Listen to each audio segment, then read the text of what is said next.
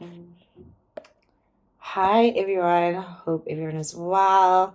Welcome back to the second half of the year, and we know what that means. That means we are in the second semester. Operation Save the Semester is, or Save the Year rather, is underway. And yeah, so I'm basically trying this new format of us not her having to write down on my notes because I feel like the videos are longer, but you'll let me know how you feel about this format. So today we will be doing text. I realized I ended off with auditing, and that part I didn't complete because exams were hectic, as well as management accounting. So today we're just gonna have a look at tax before we go into financial accounting. So basically, this is not my work. This is something that we received when I was in third year. It's been amazing. It treats me well because this is all I have to do for tax. If I need to remember something, I'll go to these. They are a lifesaver, right? And I hope that it'll do the same for you guys. And also, so yeah, shout out to my lecturers and those academic trainees in that year because they snapped.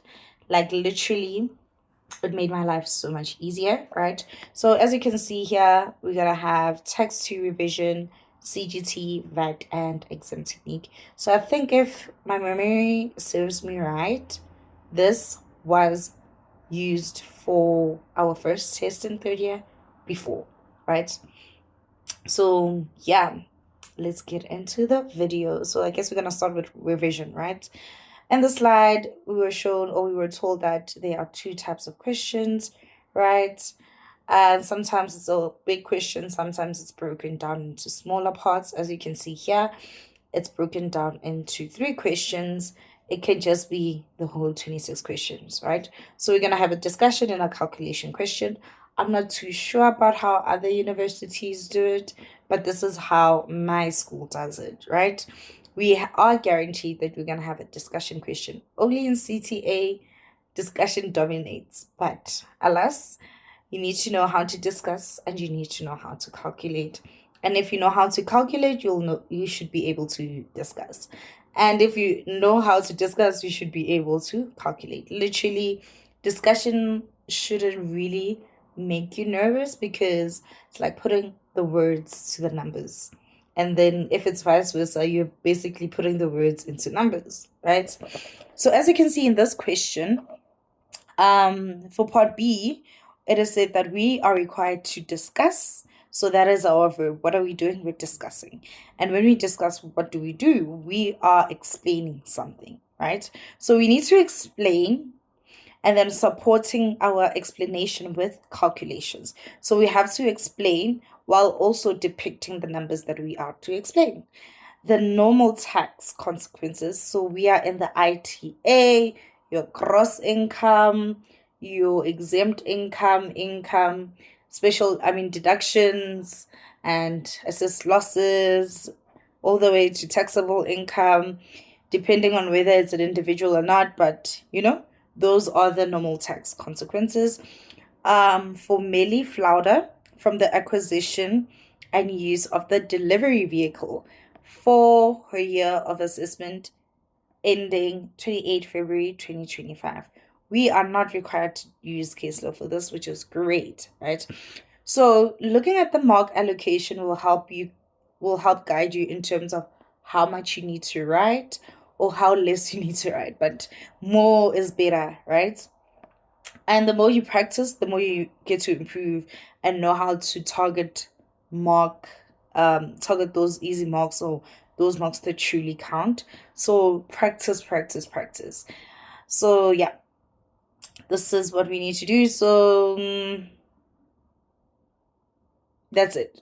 5 marks, not a long discussion. It's a very brief discussion. Chances are we're gonna focus. It says acquisition, right? So are we able to deduct this or not? And then what are the allowances on her van? That should be ignored probably, but basically that's what's going on. Normal tax, we're talking about is there gross income or is there deduction? Here it's acquisition, so this person bought something, therefore we able to deduct that. And then the use, we're thinking about allowances and so on and so forth, right? And then in part C, we are required to calculate the impact of the distribution of the delivery van on the taxable income of Floral Net, which is Pty Ltd. This is a company. Melf Lauder is a natural person. For the year ending 31 December 2025, and we need to provide a reason or section reference where the amount has nil effect. So, mind-blowing thing I realized is that as the years progresses, we markers don't really care for reasons why you including something. The most important thing is for you to show why something is excluded. So don't miss out. Don't forget about your nil effects. If you see something that does not have an effect or it has a zero amount on the taxable or normal tax payable, always, always, always jot it down because you're gonna get that 1 mark, right? Obviously the inclusions just show you your ability to calculate, and be mindful of the fact that it says taxable income. So basically, what the marker wants to see is your gross income, exempt income, income, deductions and assessed losses, and yeah, taxable income. That's where you stop. You don't go on by multiplying the taxable income with the tax rate, or if it's for a natural person, by using the progressive tables, going all the way through to normal tax payable. They just want the taxable income. And as you can see, it's 6 marks. That's it. Nothing funny. We just want the amount of the income that is actually taxable, right? And then lastly, part D, we are required to discuss again, which means we need to explain, supported by calculations, meaning that we need to explain and also include the numbers that we are explaining, the value added tax implications, right? For the company Floral and for the board meeting costs of the board members, return flight for Tracy, and food and beverages. And we do not need to address the time of supply for those costs. And we all know that our standard VAT method is type, timing, and value of supply.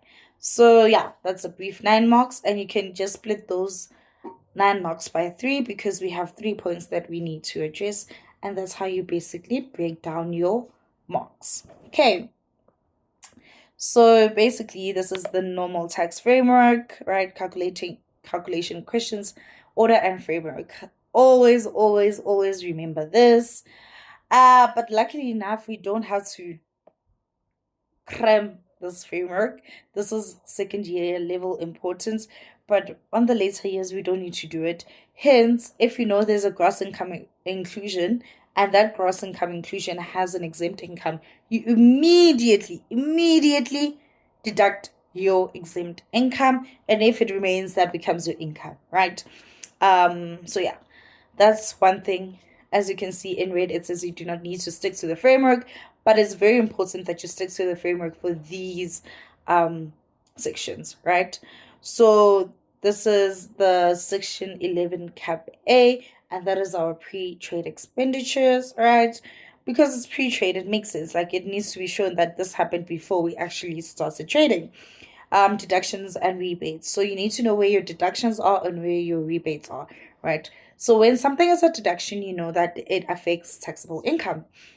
Whereas when something is a rebate, it affects your normal tax. So normal tax is what we get after multiplying the taxable income with our tax rate, or for a normal person using the progressive tax table. So as you can see on the framework, we have our gross income less exempt, which is equal to our income. We have our deductions and capital allowances. We have our assessed losses, amounts included in taxable income. So that's for like your travel allowance, reimbursive and stuff like that. Our taxable capital gains, and then our deductions in terms of section 11F. And we have our section 18A deductions. So normally, as we get to dealing with section 11 cap F, we have 3 subtotals. So we'd have a subtotal after the amounts included in taxable income, and then we'd get the subtotal, and then we add the taxable capital gain inclusion per section 26 cap A, and then we get that subtotal, and then we can do the section 11 cap F deductions, get that subtotal, and then we get the section 18 cap A deduction, and then we get our taxable income. So because this is due to the fact that we have certain limitations that apply to these deductions, your section 11 cap F as well as your section 18A. So your limitation for your section 18A includes the section 11 cap F deduction. And yeah, your section 11 cap F needs to include your taxable income. So that basically helps you to keep track of what needs to be there. But everything before that point, you can just wing it, right? You have your income. If your income has an exempt, you exempt it immediately, right? If that income has a deduction, you deduct it immediately so that you do not forget what needs to happen. Okay. So the position of calculations, we were taught that we need to have 4 columns, and I've stuck through it and it has served me well. We have our first column would be from the right to the left. We'll have the description of the transactions, and then we have our reasons as a second column.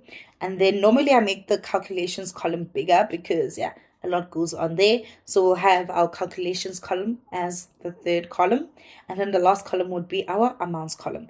Very important. I normally make sure that I put the currency where the amount is so that I don't have to be rending every amount that I put in, right?